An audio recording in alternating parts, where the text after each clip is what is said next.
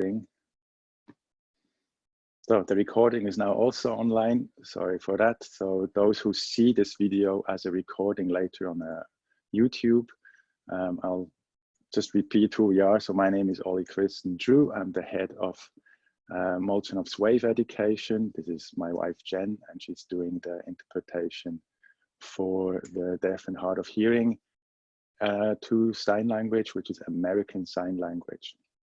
Okay, so today we will talk about pranayama, and in that sense, a special form of pranayama, which is the cleansing, a cleansing pranayama exercise. So what is pranayama? Pranayama literally means prana is the life force and yama is an extension. So literally translated, it would mean the extension of life force. I guess what we can take from that is using our breath in an efficient way is the goal of pranayama. It is a part of the yogic thinking, of the yogic tradition.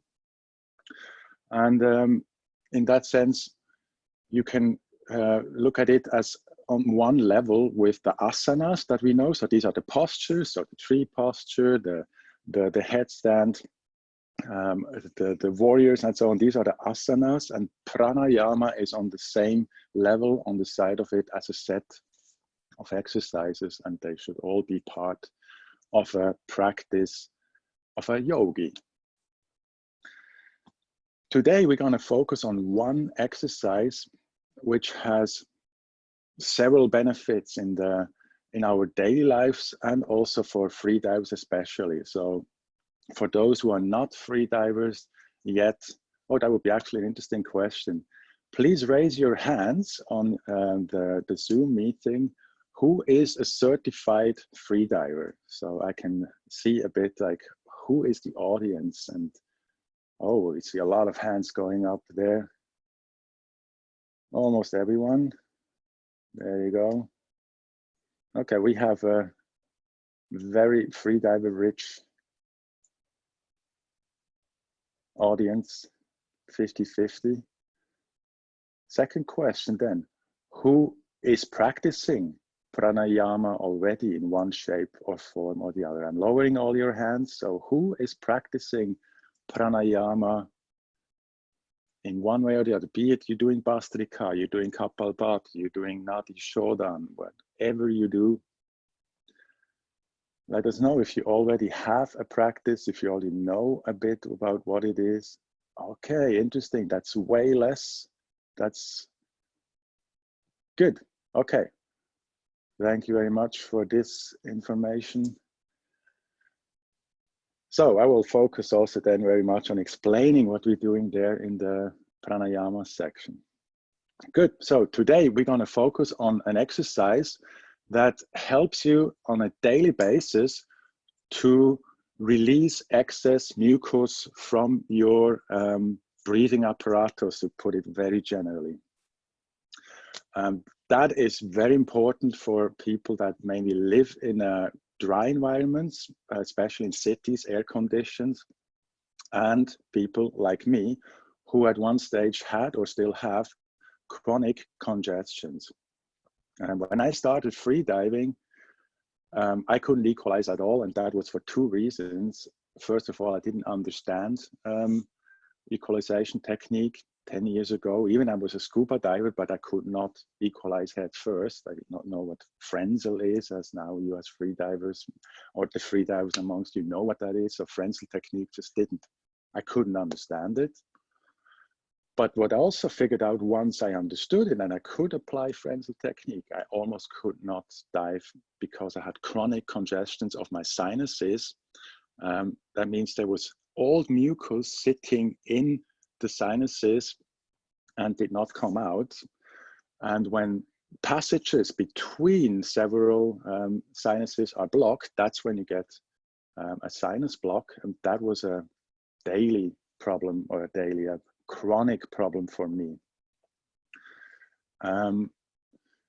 With help from this exercise that we will introduce to you, which I did then on a daily basis, over time, I could get rid of that. So what happens is whenever I did the exercise, a lot of like gunky brown or darkish matter came out of my nose in the end. And over time, the mucus started to regenerate itself and started to flow normally. So then I had a runny nose like everybody else, or not a runny nose. Like it was not basically always dried out, or when I was sick, then it was blocked. It's actually good to have a normal expel of mucus. So you need to be able to blow your nose daily several times. Mucus is there to trap irritants, which we breathe in. They get trapped, so they're not entering our lungs in the end. And then we have to blow our noses to get rid of this mucus with the irritants that are trapped in there. And fresh mucus is then getting produced, and this cycle comes to function. So that was what was blocked in my situation, in this chronic congested situation. So I'll show you the exercise to start with. I'll move a little bit backwards so you can see all the way down to here, because that's also an important part. Let's see if I can adjust that a bit. A little bit, yeah. I hope it's visibly enough. Yeah, good. So I'll just show it to you first, and then we go through the details. Don't follow me yet if you don't know the exercise. Just watch first.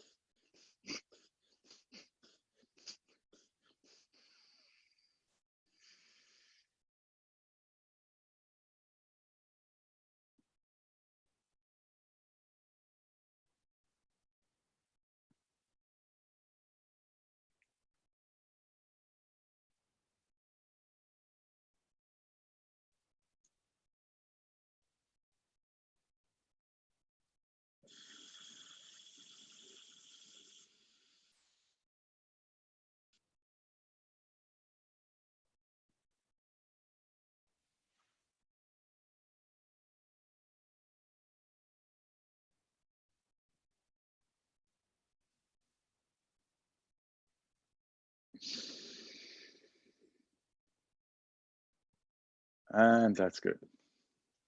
So that was the first, just a demonstration, and you see there is a lot of stuff to unpack in there. Okay, let's start with, what is the belly doing? So the belly is doing Bhastrika. This is not the same like Kapalbharti, which you might know as well. Let me show you the difference. Bhastrika is I use my belly, so the diaphragm, to inhale and the abdominals to exhale like a bellow. So we're going up and down, up and down, up and down. Okay, so it looks like this. Okay, so it's an active exhale and an active inhale. So you can try that for yourself. You're actively inhaling and you're actively exhaling. Notice my shoulders. They're not doing anything. Everything happens down here. So my shoulders are still, my chest is still, all the action is happening in the belly. Let's do that one more time. Inhale in the belly and exhale. There you go. So this isolation of belly and chest, that's a thing that freedivers are working on constantly, so they can make the difference between belly breathing and chest breathing. Over time, such an exercise has a really nice side effect. By getting used to belly breathing, over time, belly breathing becomes our natural way of breathing, which is beneficial because belly breathing is more efficient than chest breathing. In other words, we use less energy to breathe the same amount of air than we usually do. Good. So what is the difference? You might know the technique called Kapalbharti. This is not the same thing. I'll show you Kapalbharti. It looks very similar.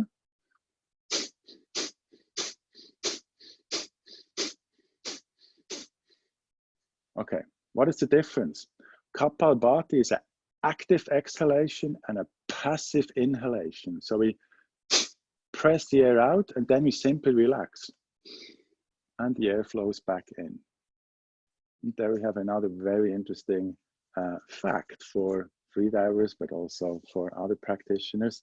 So assume this is the neutral level of our lungs. When we complete relax, we go there. So no air is flowing out, no air is flowing in. In complete relaxation and open airways, we have this neutral level of, this neutral amount of air in our lungs. Freedivers, you guys know what this level is, that there's a name for that. Correct, this is FRC, functional residual capacity. So by simply relaxing, we get there. Now, we can actively exhale from there, of course, by contracting the abdominals. We're actively exhaling. If we just relax now and do nothing else, what happens is the air flows in back to FRC, the neutral level. From there, we can actively inhale. And when we relax, we go back to FRC. Now, Kapalbharti, which we are not using for this exercise, we're pressing the air out and allow it to flow back in.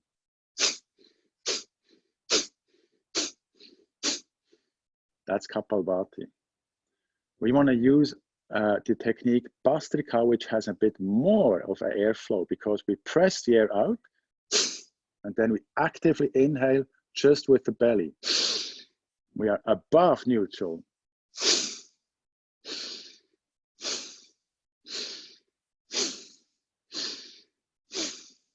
Okay, so when we exercise that now together, focus on two things. Posture. Sit straight. For those who have a hard time sitting straight on the floor, kneel. Use pillows to prop yourself up. For those who cannot kneel on their own heels, sit on a chair. Important is that you have more or less a straight spine. Imagine yourself attached on a string to the ceiling or to the sky, like this. So that's a straight spine. Then you look at your screen in that moment. That means you also have a straight face, a straight gaze. You should not be tilted forward or any way like crunched. So look at the screen and you simply inhale actively, exhale actively. So posture, and the second thing you focus on is the shoulders, the chest. Is not active. Everything happens below. You can even see that through my hoodie. Okay, that's Bhastrika. We do together 10 rounds of Bhastrika, and then I will ask you guys how it worked. All hands are down. Good. Let's start together in one rhythm. Inhale, exhale.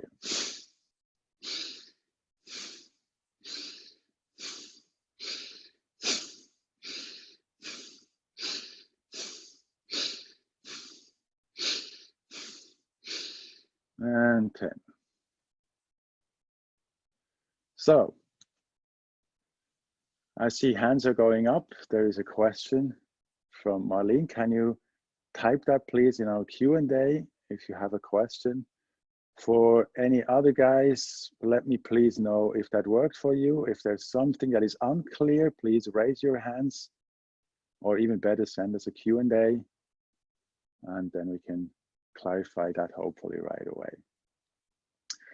All right, second thing, you all might have noticed, oh, there's the question coming. Okay, let's have a look.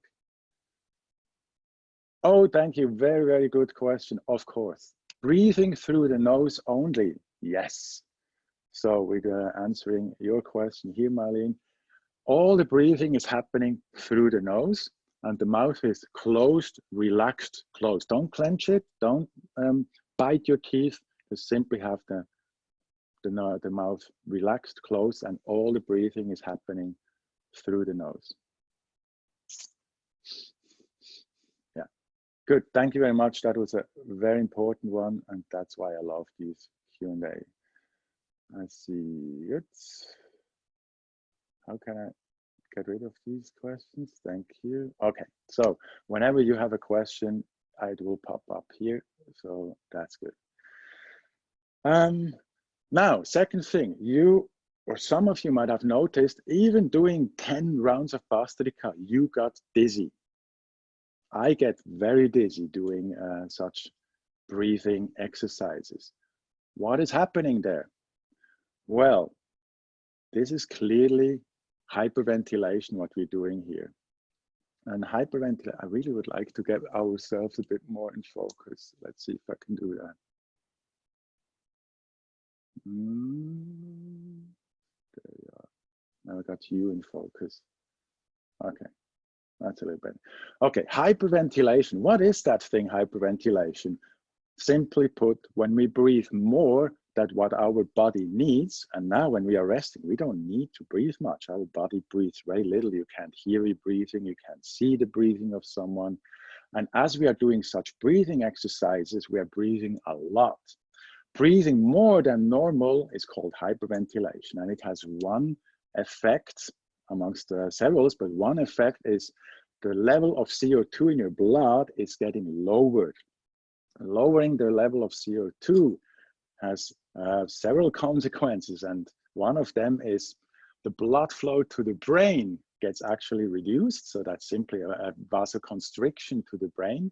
And secondly, what freedivers know already, an effect called the Bohr effect is happening. So there's enough oxygen in our system, but when the CO2 is going down, the bond between oxygen and hemoglobin gets so strong that it's actually not being sufficiently released anymore. So we have the blood, the oxygen in the blood, it goes to the brain, but it's not getting released that easily. Those two things combined lead or can lead to dizziness. So having a lower than normal CO2 level is something we don't want to have for a prolonged time. Hence, we finish every time when we do an exercise that is requiring breathing more than normal, we finish with a breath hold. And that's what you saw in my first demonstration. After the breathing exercise, I held my breath on full lungs, and then I exhaled and I held my breath again on empty lungs, and I added what we call Uddiyana Bandha, so a lock where I pulled out my diaphragm. We will not focus on the locks that are in there. I will mention them. If you're interested in learning about the locks, we can do that in a second session, then 2 or 3 days from now, I would say. Okay, so important is we end always on a breath hold.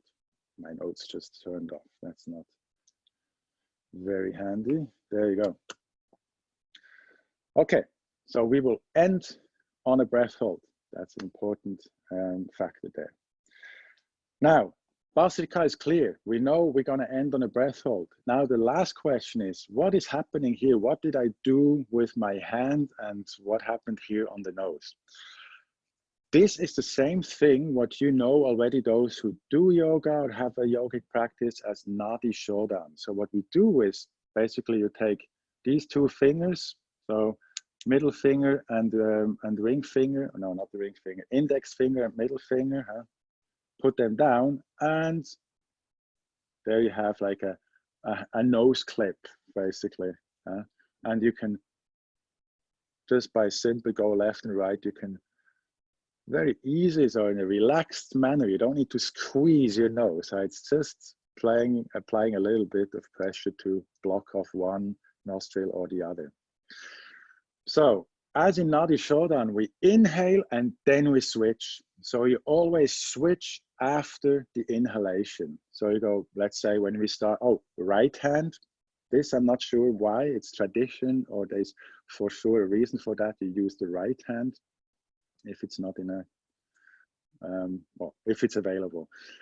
use your right hand, then let's block with your thumb the right nostril, inhale, and then you switch and exhale. Inhale, don't switch, switch.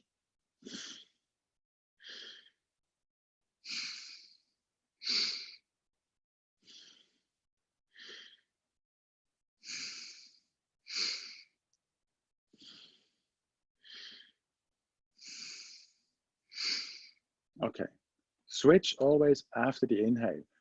Do that for a moment. Focus only on when to switch. Don't take big breaths for that. You don't need to combine that always with powerful breathing. Just relaxed breathing, and you switch always after the inhalation.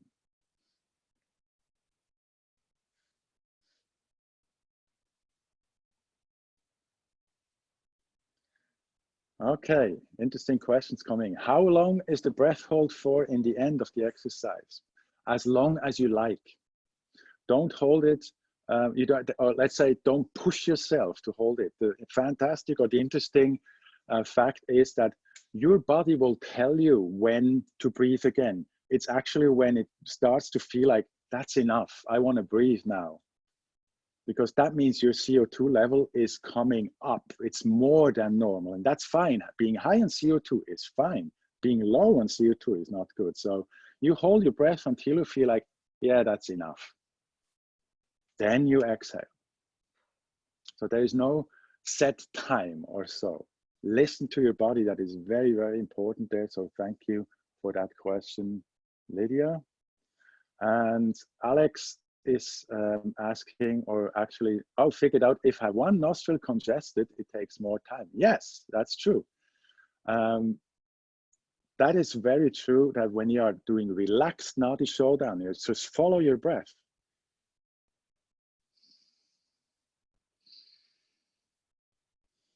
And now if one of my nostrils is blocked, it will take a little longer. That's fine.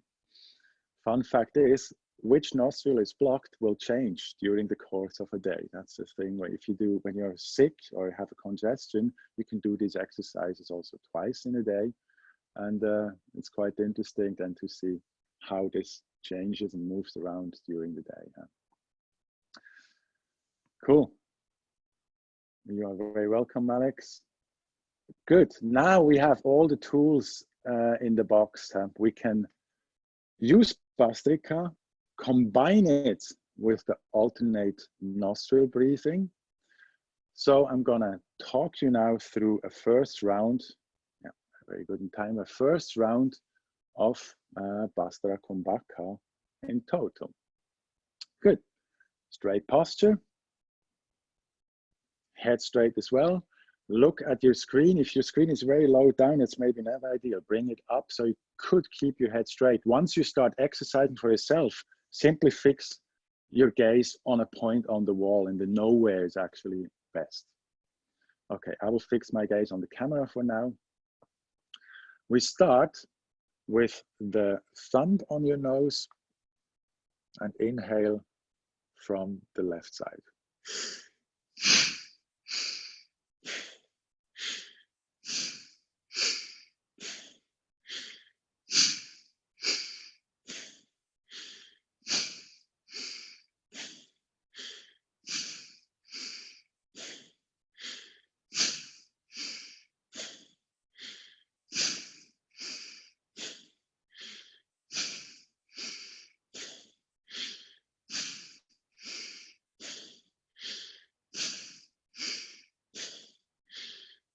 And inhale full. Pinch your nose. Hold your breath. You can close your eyes if you like. Just follow my voice. Close your eyes.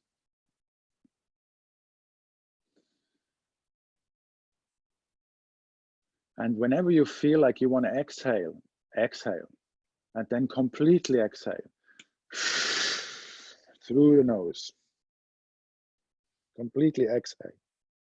Hold your breath a bit and relax the belly while you're holding your breath. Those who have Uddiyana Bandha in their practice already, you can apply.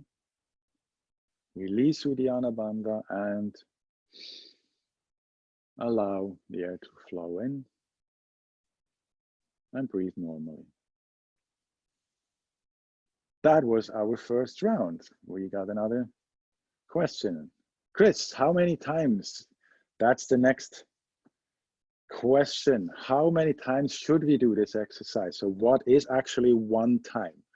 So one time is one cycle. So if we start the same way like we did before, so that means now I'm starting here. This is in, switch, and out, in again, switch and out. That was one cycle. I'm back where I started. To start, when you're starting exercising, I would recommend start with 20 cycles. So you do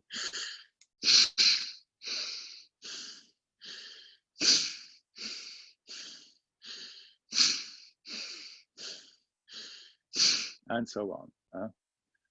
20 cycles, I think, is a good starting point. And you will notice as you are doing longer or more cycles, you're also expelling more CO2, and your breath hold will get longer and longer, or your time as for that you can hold your breath comfortably without a feeling of elevated CO2 is getting longer. So those guys who are going for it, don't rush the breath hold. You don't want to end up with a low CO2 level that will make you giddy. It feels you hungry. You're craving more sugar and processed food. So being high on CO2, as all freedivers know, is a good thing. Being low on CO2, not so much. Okay, now we do a second round. We got another question from Alex. 20 cycles one time, or you rest and once more? Exactly. So we did now one round and started with the thumb without any rest in between, where you can take a few normal breaths until you feel comfortable again. That's fine. You don't need to rush anything, but do 2 rounds always, or 2. I don't want to be confusing what is a round, but we started the first exercise with our thumb, and now we do the second one and start with the pinky and the ring finger and do exactly the same. And that is where it becomes a little more important, that now you should do about the same amount of cycles like you did before.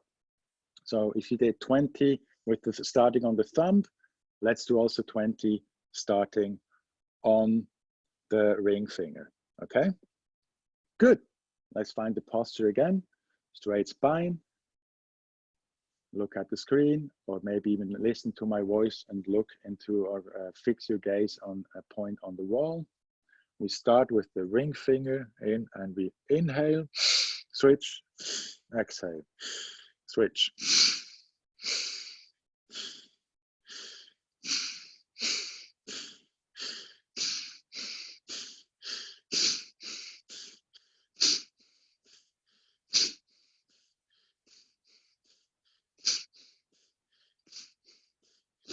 Continue a few times. So the last big inhale will be with your thumb on your nose.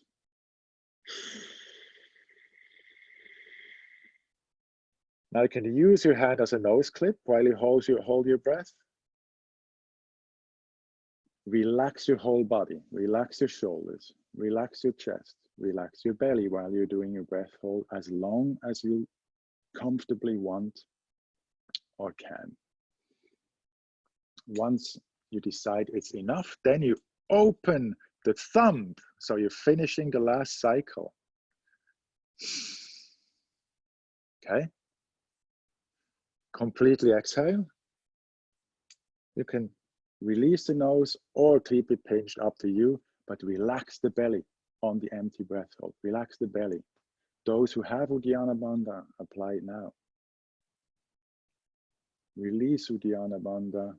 Allow the air, let go of the nose, allow the air to flow in. Normal breathing. All right. So, if you have any further questions, keep it coming.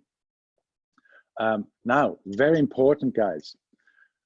You notice that when you do such heavy breathing, it's very easy to hold your breath.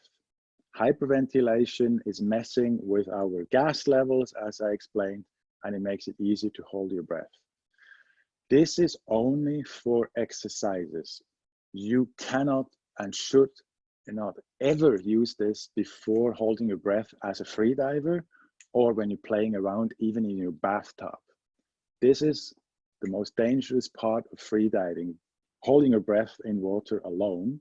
When you're doing it here in the dry, that's fine, you can play around. Not in water, never, not even in your bathtub. Secondly, do not manipulate your breath before a breath hold in water.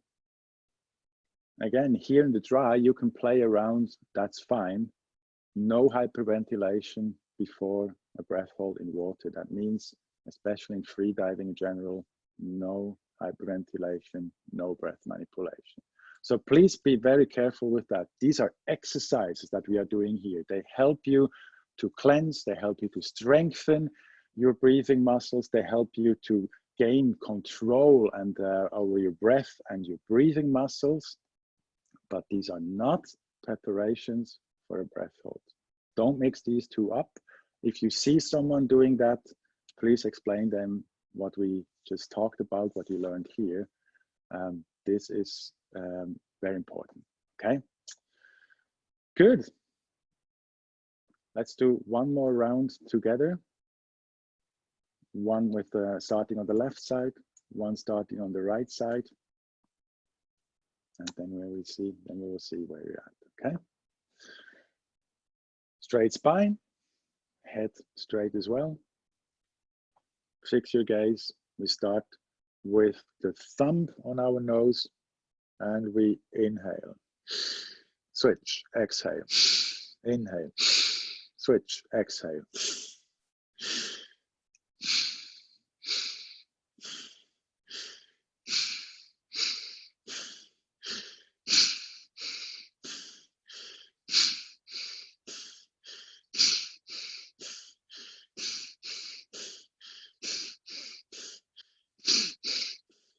Continue. The last inhale will be with your ring finger on your nose. And go full inhale, ring finger on your nose. Hold your breath, relax your shoulders, relax your chest and your belly. Yogis, you can apply Jalandhara Bandha, Mula Bandha. Up to you. If you know what that is, please go and do it now.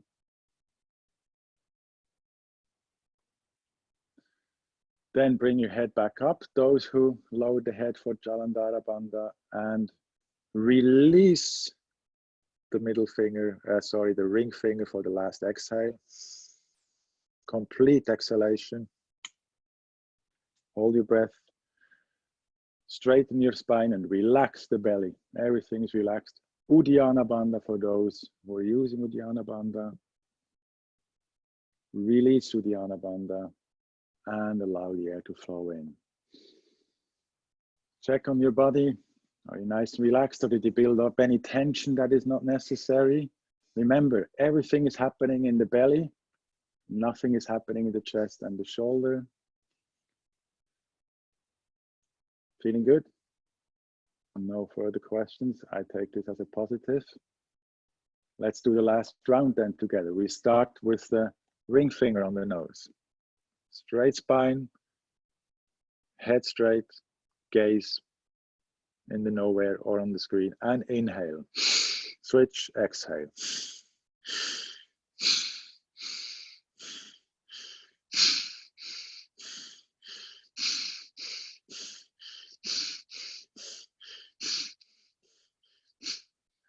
Continue.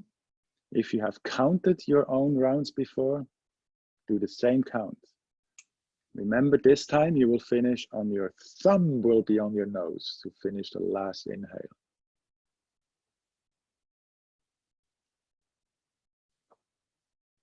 And inhale completely. Hold your breath. Relax your shoulders, chest, belly. Jalandhara Bandha for those who know. Mula Bandha for those who know. You hold as long as you like. Bring your head straight again whenever you feel it's enough, and just let the air flow out through the right nostril. All the way down, all the way down, all the way down. Straighten up your back. Check your belly. Is it soft on empty breath hold? Uddiyana Bandha for those who have it. Release Uddiyana Bandha and allow the air to flow in. All right. And that's Bhastra-Kumbhaka. So I talk now also about bandhas. I use the word so the yogis can apply them already. So we have 3 bandhas. Bandhas are energy locks. In the yogic theory, it means that it allows energy to circulate. So the prana, the life force, to circulate, and we isolate it into or direct it to certain parts in the body. For in a physiological application, it basically means that we're contracting certain muscles and practice also muscle control. So if you're interested in those techniques, we could certainly set up such a workshop as well. As you know, Uddiyana Bandha for freediving, an essential training tool. And we're not talking about energy blocking there or locking in. We are using it as a tool to lengthen, strengthen, gain control about breathing muscle, especially the diaphragm. So that's a very interesting topic. If you're interested in that, shoot me a message. With this, we have reached the end of our workshop. If you have any questions, you can shoot now or also later. I'm going to check quickly if anything else came in. That's good, that's answered. All right, so then I thank you very much for joining in today with us. If you have any other questions, you can contact us through info@freediveflow.com, or you can also shoot emails to our Molchanovs messages, Molchanovs mailboxes, where it will all come to us. Okay, yeah, you're very welcome, guys. The messages are coming in. Cool. All right, don't forget to be in touch. Oh, thanks, Wei, very much. Also to you, Jen. Cool. We're going to end the session here, and be safe, guys. We see you soon.